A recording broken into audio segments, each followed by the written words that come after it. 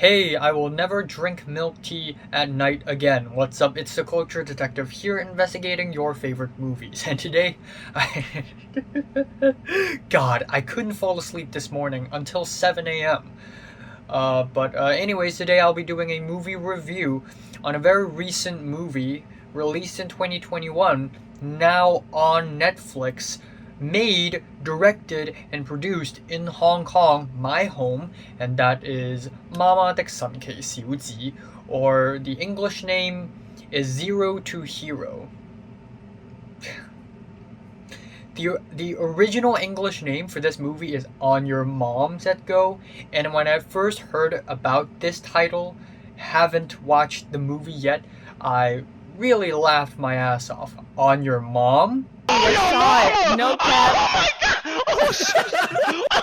Oh, she said oh.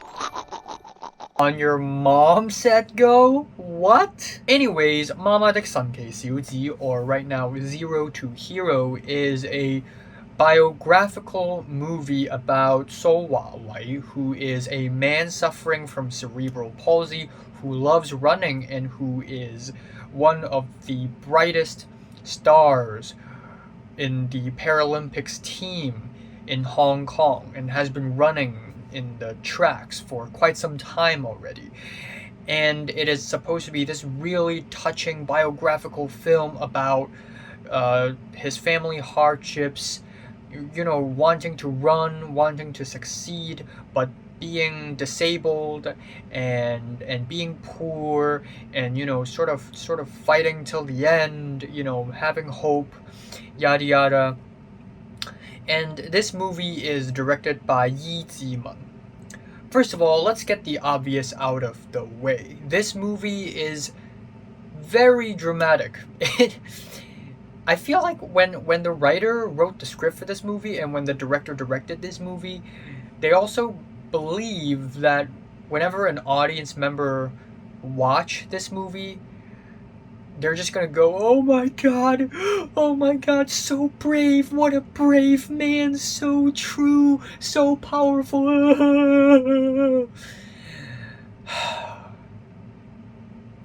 Yeah, the music is just so goddamn dramatic. And this movie tries so hard to be touching and emotional and moving. It just really loses its true colors. And I really hate it when movies do that, when they oversell its own drama. If this movie doesn't have such dramatic music, if this movie doesn't have such epic montages and edits, maybe the emotional value would shine through even more. But because this movie oversells itself, it becomes less serious. I just feel like it tries too hard to be touching and moving.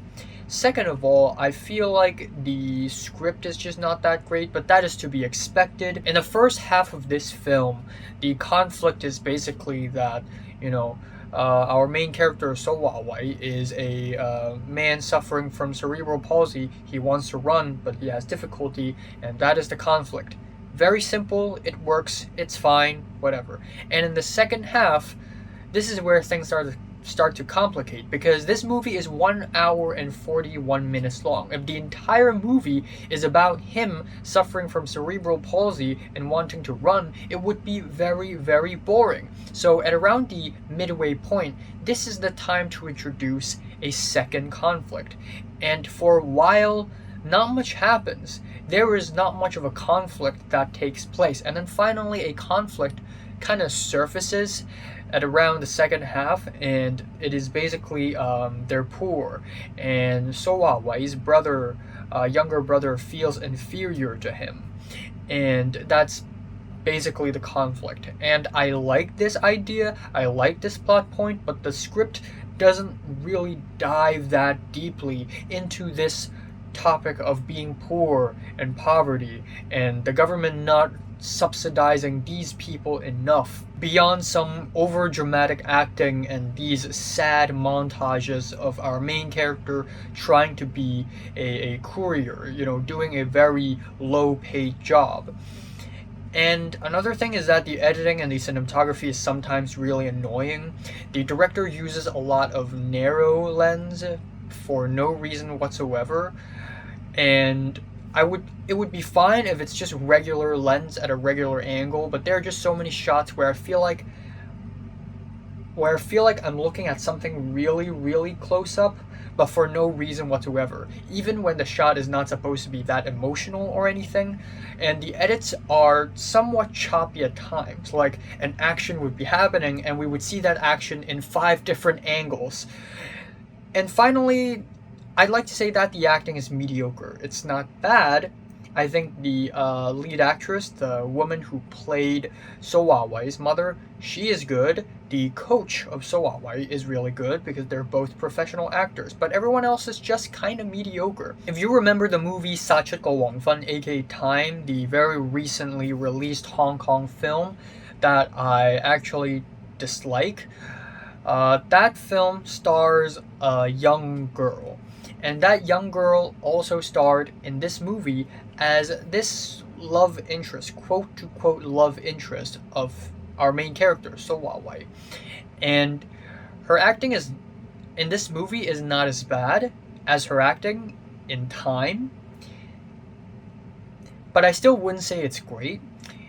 But what I can say is that I am happy that this film didn't make her the actual love interest for So Wai, because if that's the case, then it would be too cliche and too cheesy. And also, at the same time, there are scenes in this movie where one of the characters would just like disappear and never show up again until the very final climax, and just show up for like one shot, including So Wai's brother, who halfway into the movie he gets mad and he leaves the apartment that he used to live in, and he just kind of disappears throughout the entirety of the rest of the film, until in the big climax he's suddenly supportive of his own brother again without much of a build-up or explanation. Similarly, the love interest character kind of disappeared at the end. So a lot of these characters just disappear and they just don't show up ever again, which is just kind of weird and just feels like a really jarring and abrupt way of discarding characters. So yeah, finally, I think this is kind of a lackluster movie. The plot and the premise is fine. It's not that great. It's not the most original premise ever. But at the same time, it's also not really that terrible. It just feels really lackluster. The script is flawed. The editing, the cinematography, the acting, they're all pretty mediocre, and the movie just tries too hard to be touching and dramatic, when in fact it isn't.